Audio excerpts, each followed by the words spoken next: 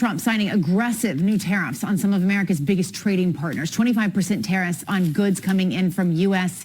and from Canada, 10% on Canadian energy, and an additional 10% on Chinese imports. Joining us now, the Premier of Ontario, Doug Ford. Thank you so much for being here with us. These tariffs, brand new, just signed within the last hour. I first just want your initial reaction, because you have said you plan to rain down economic punishment on America in response to these. What do you think comes next? Well, first of all, Jessica, I just want to send our prayers and thoughts to the family that lost loved ones in the aviation accident. It's a tragedy. As for the tariffs, it was unjustified. It's unfair. And frankly, it was illegal, breaking a deal that we had with the USMCA deal, and it's disappointing. Canada and Canadians love the U.S. I love the U.S. I love the American people. We're your closest ally and trading partner, your largest export destination in the entire world. This is going to hurt Americans. It's going to hurt Canadians. We're going to see inflation happen down in the U.S. and in Canada. And it's unjustified. And so what steps will Canada take next? I mean, we are expecting to hear from your Prime Minister. He was supposed to speak within the hour. Obviously, we have been monitoring the NTSB update. But what do you think happens? What does Canada do now? Well, we'll have retaliatory measures. It's unfortunate. We don't want to do it. We'd rather have a strong trading partner with the U.S., build an AMCAN fortress. We want to ship down more products, more critical minerals, more oil. That's what we want to do. But I can assure you, what President Trump underestimates, the resilience of the Canadian people, the strength of the Canadian people. No matter what political stripe you come from in Canada, we're united. We're a united country, and we're a proud country. And when you say retaliatory measures, is that retaliatory tariffs, you believe? Yes, there'll be retaliatory tariffs, and the Prime Minister will announce that shortly.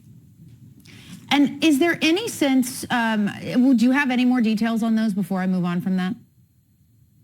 I'll leave that up to the Prime Minister to speak for the country. But what I can tell you, we're the #1 export destination for 28 states across the country. Ontario alone, we're the #1 trading partner, #1 customer per se, for 17 states, and #2 to 11 others. We do $500 billion of trade on both sides of the border, split equally down the center. And 9 million Americans wake up every morning, Jessica, to produce products for Ontario alone, not to mention the rest of the country. And what's really disturbing, when President Trump is using fentanyl as a reason, lumping us in with Mexico and China, the figures from U.S. Customs is very clear.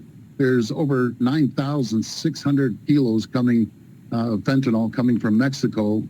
Ours is 19 kilos, which is too much, which is 0.001% of fentanyl compared to Mexico coming into the U.S., compared to over 25,000 kilos of narcotics, be it heroin or cocaine, opioids, coming from the U.S. into Canada. We have a strong relationship with the U.S. Customs. Our customs officers work collaboratively with them, working with the DEA. Our RCMP is working collaboratively. I can tell the American people, Canada is not the problem. The problem is the Mexican border and China. That's where the problem is. And do you have any sense yet of timing? Do you, as a member of the Canadian government, know when the U.S. tariffs on Canadian products will take place, will go into action? Well, what I understand, what I've heard, that they're going to be very soon, almost immediate. And why President Trump would want to attack his largest customer per se, largest trading partner, closest ally, that this goes back to all the way back to 1867. We have stood shoulder to shoulder with Americans during World War I, World War II, 9/11. We sent our troops over to stand shoulder to shoulder with American troops.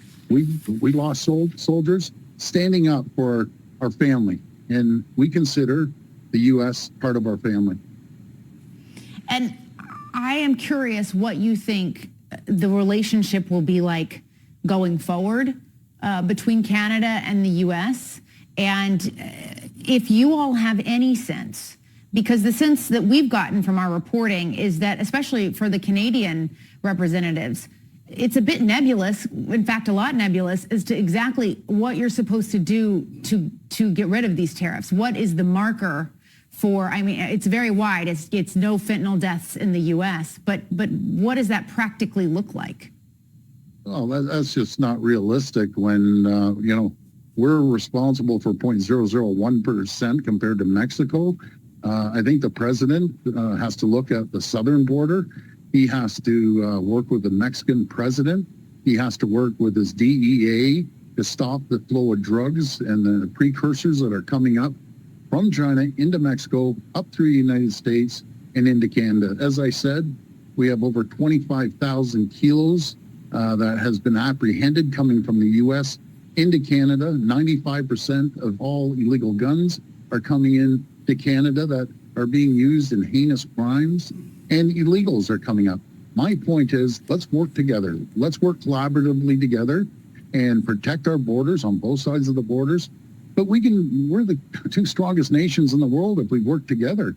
The U.S. is reliant on our crude oil, on our uranium, on our potash, on our high-grade nickel, on our electricity.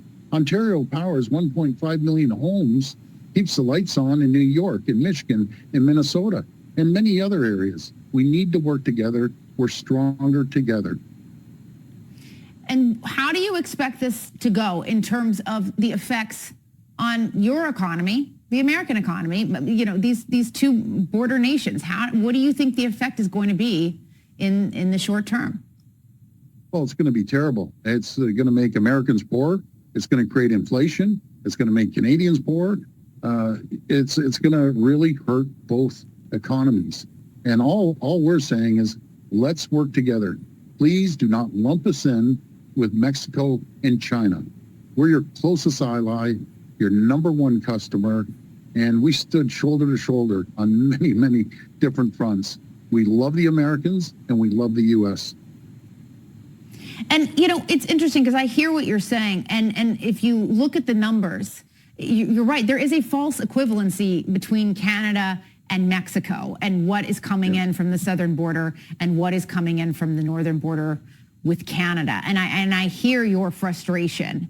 And so my question to you is, what's the alternative here? Do you think that it should just be tariffs on Mexico, no tariffs on Canada? What would you suggest? Oh, that's up to the president to decide. But we are no Mexico. We're Canadians. We're strong. We're resilient. We're proud.